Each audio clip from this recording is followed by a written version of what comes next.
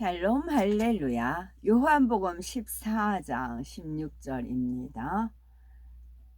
내가 아버지께 구하겠으니 그가 또 다른 보혜사를 너희에게 주사 영원토록 너희와 함께 있게 하리니.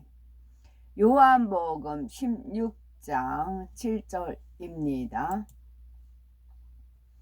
그러나 내가 너희에게 실상을 말하노니 내가 떠나가는 것이 너희에게 유익이라. 내가 떠나가지 아니하면 보혜사가 너희에게로 오시지 아니할 것이요 가면 내가 그를 너희에게로 보내리니. 아멘. 사도행전 2장 1절에서 4절입니다. 오순절 날이 이미 이름에 그들이 다 같이 한 곳에 모였더니 후련히 하늘로부터 급하고 강한 바람 같은 소리가 있어 그들이 앉은 온 집에 가득하며 마치 불의 혀처럼 갈라지는 것들이 그들에게 보여 각 사람 위에 하나씩 임하여 있더니 그들이 다 성령의 충만함을 받고 성령이 말하게 하심을 따라 다른 언어들로 말하기를 시작하니라. 아멘. 제목은 성령이 도우시는 신앙입니다. 성령 강림 주일이 있지요. 성령 강림 주일은 예수님의 부활 승천 이후 성령이 처음으로 성도들에게 임한 사건을 기념하는 날입니다. 성령은 예수님께서 승천하신 후 약 120명쯤 되는 성도들이 예루살렘에 있는 마가의 다락방에 모여 기도할 때 불같이 임하였지요. 그리하여 예루살렘 교회가 세워지고 사도들을 비롯해서 성도들은 성령의 능력을 힘입어 유대와 사마리아와 땅끝까지 이르러 활발하게 복음을 전했습니다. 이러한 성령의 도우심을 받아야 우리도 초대교회 성도들처럼 진리와 은혜가 충만하여 뜨겁게 복음을 전할 수 있는 것이지요. 예수님께서는 제자들과 마지막 만찬 자리에서 이제 곧 제자들을 위하여 처소를 예비하러 아버지 집으로 간다고 말씀하십니다.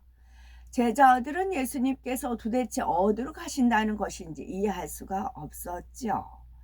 또한 늘 자신들과 동고동락하시던 예수님께서 떠나신다고 하니 걱정이 되었습니다. 이러한 마음을 아신 예수님께서는 그들을 결코 고아처럼 버려두지 않겠다라고 위로하셨지요. 요한복음 14장 16절에 내가 아버지께 구하겠으니 그가 또 다른 보혜사를 너희에게 주사 영원토록 너희와 함께 있게 하시리니 하며 또 다른 보혜사를 보내겠다고 약속하셨지요. 또 내가 떠나가는 것이 너희에게 유익이라. 내가 떠나가지 아니하면 보혜사가 너희에게로 오시지 아니할 것이요 가면 내가 그를 너희에게로 보내리니 하며 예수님께서 떠나는 것이 유익하다고 하십니다.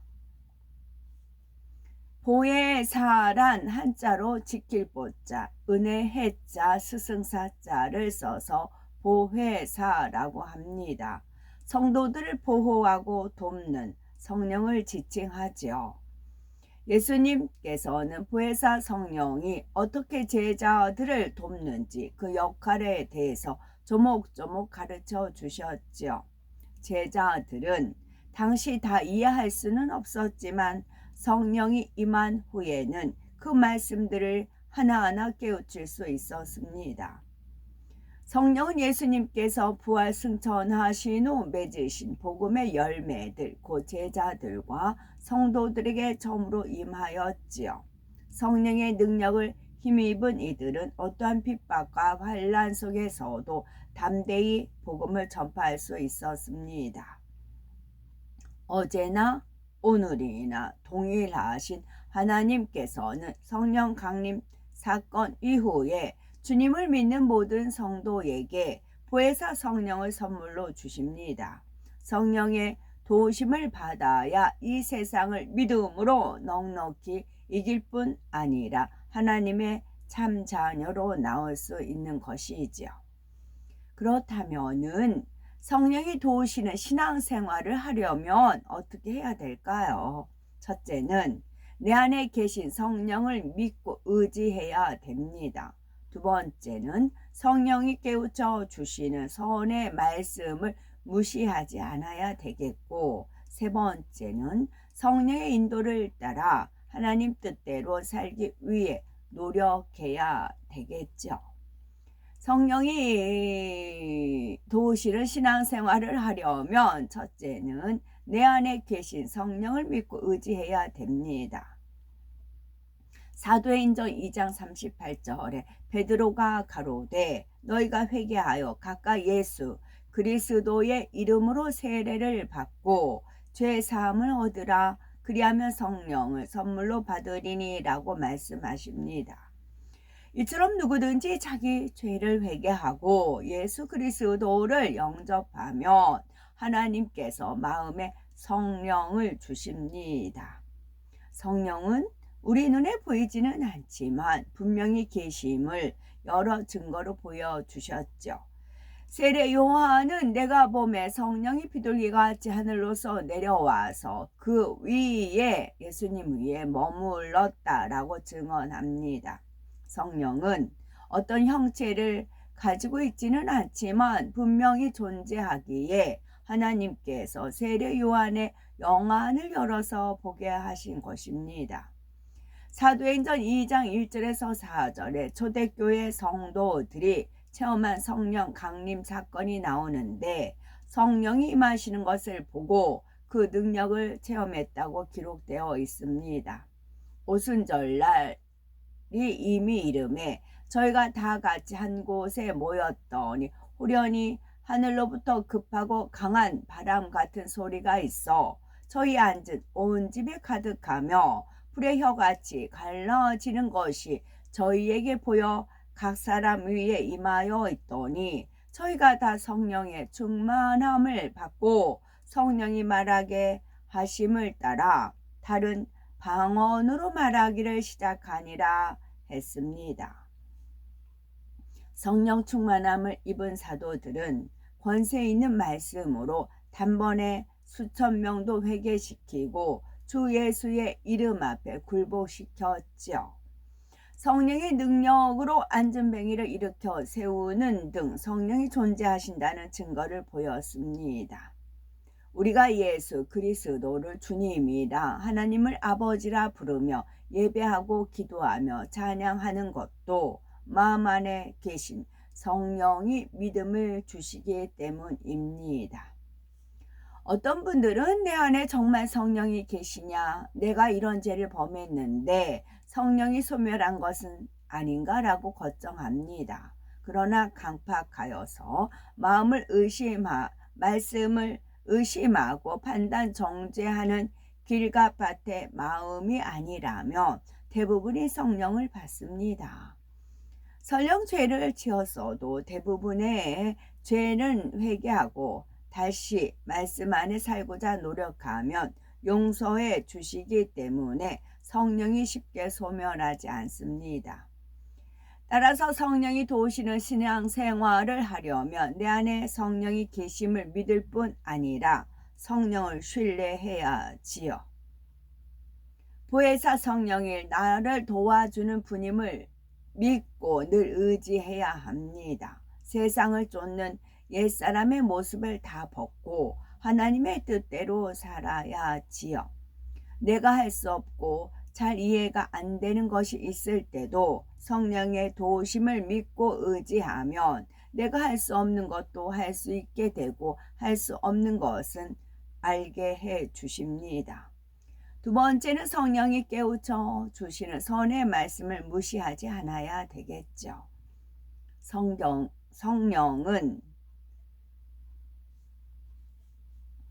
성령은 말씀을 통해 또는 성령의 음성으로 선에 대해서 깨우쳐 주십니다. 그런데 나에게 해당하는 말씀이 아니다 하고 마음문을 닫아버리면 깨달을 수도 없고 선한 마음을 이룰 수 없을 뿐만 아니라 믿음도 성장하지 않습니다. 가령 영적인 사랑, 선, 성령의 열매 등 영의 마음을 이루어야 할 말씀을 듣습니다. 성령은 이러한 말씀을 통해 최고의 선과 장성한 믿음의 분량을 이루는 길을 깨우쳐 주어 가장 아름다운 천국 새 예루살렘에 가는 길로 인도해 주시지요. 혹자는 저렇게 높은 차원의 선은 내가 이룰 수 있는 것이 아니다. 저런 믿음의 행함은 내가 아직 내 능력으로는 할 수 없다라고 단정합니다. 그러나 하나님께서는 최고의 선을 이룰 수 있고 믿음의 선진들처럼 큰 믿음을 가질 수 있다고 믿음으로 바라봐 주시지요. 나아가서 각자 믿음의 단계에서 무엇을 깨우치고 행해야 하는지 깨닫게 하시며 행할 수 있도록 자상하고 섬세하게 인도해 주십니다. 그런데 성령이 깨우쳐 주셔도 그것을 무시하는 경우들이 있습니다. 가령 성령은 아버지 하나님의 사랑이 얼마나 큰지 깨우쳐 주시는데 나는 아직 아버지의 사랑을 느끼지 못하고 체험하지 못해서 아버지를 사랑할 수 없다 라면서 말씀을 외면해 버립니다. 이는 하나님과 원수인 육신의 생각을 동원해서 선의 말씀을 무시하는 행함인 것이지요.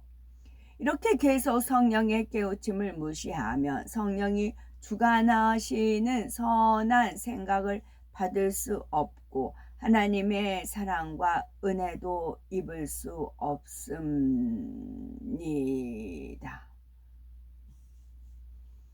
세 번째는 성령의 인도를 따라 하나님의 뜻대로 살기 위해 노력해야 합니다. 성령은 하나님의 자녀들이 그분의 뜻대로 살 수 있도록 늘 이끌어 주십니다.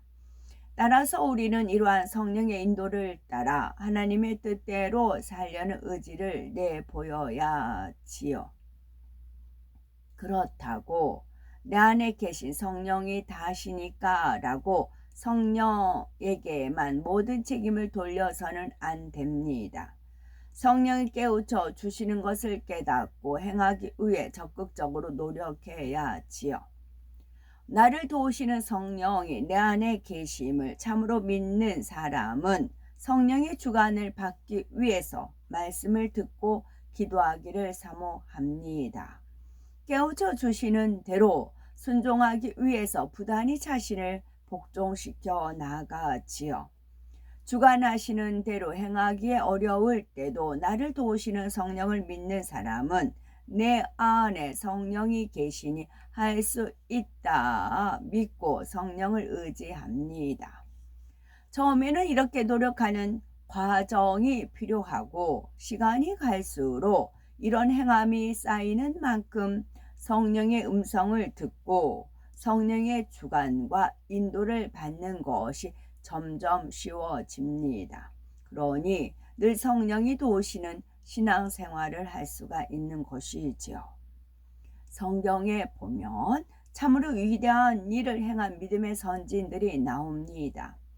어떻게 그런 놀라운 일을 행했을까 하고 그분들을 부러워할 때가 있을 것입니다. 그런데 성령의 도움을 받으면 그렇게 행하는 것이 어렵지 않습니다. 우리가 성령의 도우심을 받으면 사랑과 능력을 힘입어 자신이 할 수 없는 것도 쉽게 할 수가 있는 것이지요. 하지만 나를 의지하면 마냥 힘들고 어렵기 마련입니다. 우리는 성령이 계셔서 신앙생활이 참 쉽고 행복합니다 라고 고백할 수 있어야 되겠죠. 아멘. 선의 단계가 있습니다. 선의 1단계, 2단계, 3단계, 4단계가 있습니다. 나는 어느 단계까지 이르렀는가 체크해 볼 수 있는 것이지요. 선의 1단계는 악으로 나오는 상대에게 감정이 있지만 대항하지 않고 눌러 잡는 것입니다. 선의 2단계는 악을 악으로 갚지 않을 뿐더러 마음에 어떤 불편한 감정도 없는 것이고요. 선의 3단계는 악으로 나오는 상대에게 선으로 감동을 줄 수 있는 단계이겠고, 선의 4단계는 악으로 나오는 상대를 위해 생명도 줄 수 있는 최고의 선입니다. 아멘.